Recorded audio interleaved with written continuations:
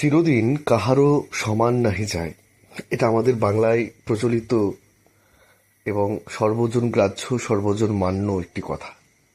সত্যি, কোনো মানুষের অবস্থা পরিস্থিতি সব সময় এক থাকে না, কখনো নামে কখনো ওঠে।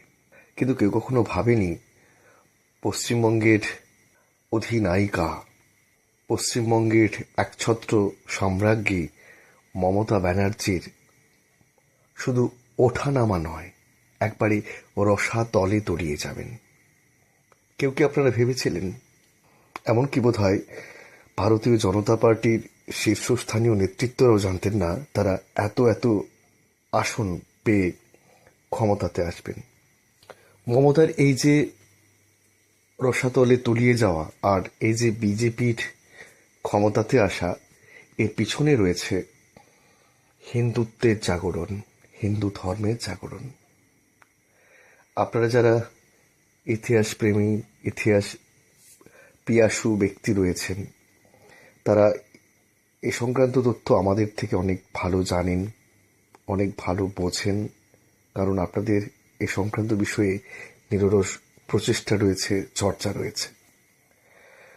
তবুও আমাদের যে কথাগুলো, যে দৃশ্যগুলো আমাদের চোখের সামনে এসেছে, মমতা ব্যানার্জি বরাবর চেয়েছিলেন মুসলমানদের ভোটে টিকে থাকতে, ক্ষমতায় থাকতে। আপনারা লক্ষ্য করবেন তার এই মস্ত বড় স্ট্র্যাটেজির অন্যতম প্রকাশ কলকাতা পুরসভার মেয়র হিসেবে ফিরহাদ হাকিমকে নির্বাচিত করা। যেই কলকাতা পুরসভা মেয়র হিসেবে একটা সময় কাজ করেছিলেন নেতাজি সুভাষচন্দ্র বসু, দেশবন্ধু চিত্তরঞ্জন দাস, তাদের সঙ্গে ফিরহাদ হাকিম। আপনাকে কোনো কমিউনাল জায়গা থেকে ভাবতে বলছি না, প্রত্যেকেই বিচক্ষণ।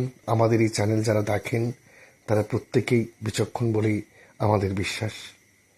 একটু ভেবে দেখুন তো, নেতাজি সুভাষচন্দ্র বসু, দেশবন্ধু চিত্তরঞ্জন দাসের সঙ্গে এই ফিরহাদ হাকিমের নাম যায় কিনা? এই শুরু হয়েছিল মমতার মুসলিম তোষণ নীতি। তারপর একের পর এক যা কিছু ঘটেছে, তিনি সব ক্ষেত্রেই মুসলমানদের পক্ষ নিয়েছেন। চন্দন দাস, হরগোবিন্দ দাস, এদের যে নির্মম পরিণতি হয়েছিল, সেখানে তিনি বেছে বেছে অ্যারেস্ট করিয়েছিলেন কিছু হিন্দু মানুষকে, যদিও এ বিষয়ে এখনো বিচারাধীন। আমরা যেটুকু তথ্য সোশ্যাল মিডিয়া থেকে, আমরা যেটুকু তথ্য টেলিভিশন চ্যানেল থেকে পাচ্ছি, সেখান থেকে দেখলেই বুঝতে পারবেন।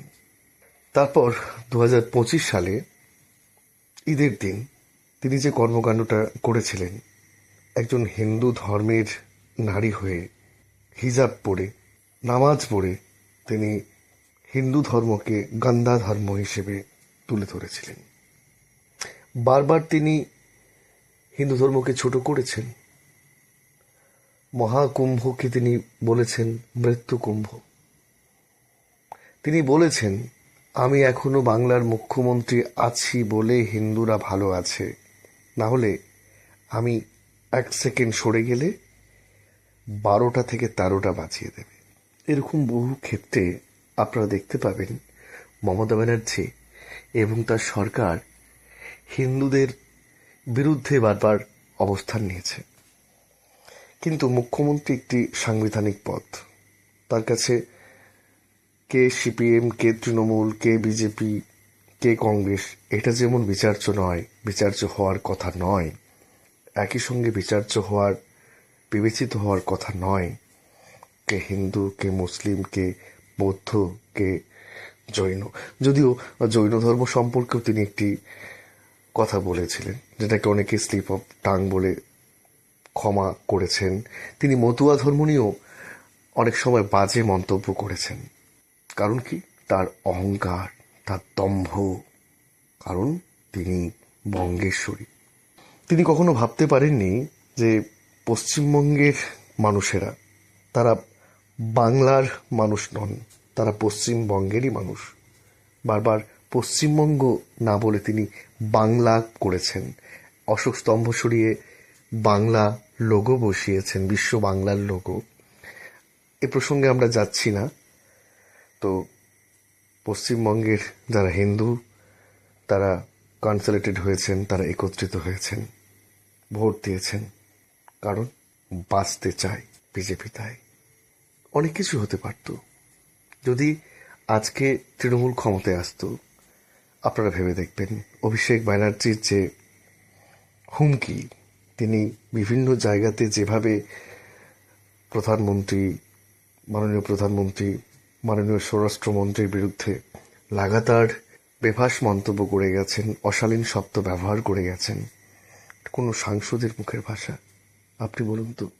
আপনি ভেবে দেখুন, হয় বলা যায় গাড়ির উপরে ওঠে রকস্টারের মেজাজে ঘাট দুলিয়ে দুলিয়ে এমনভাবে তিনি কথাগুলো বলছেন, ডিজে বাজাবেন।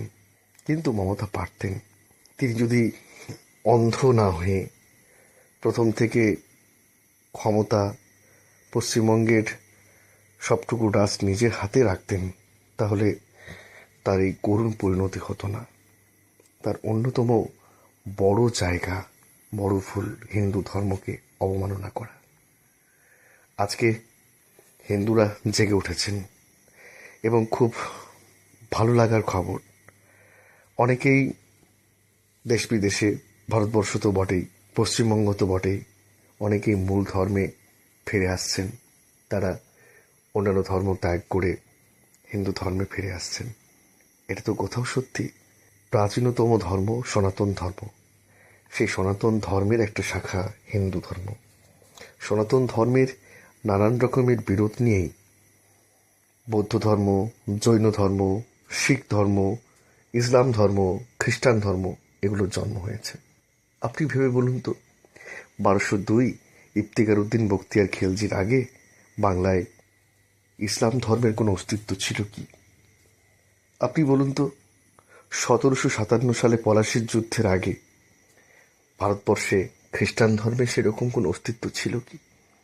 ছিল না।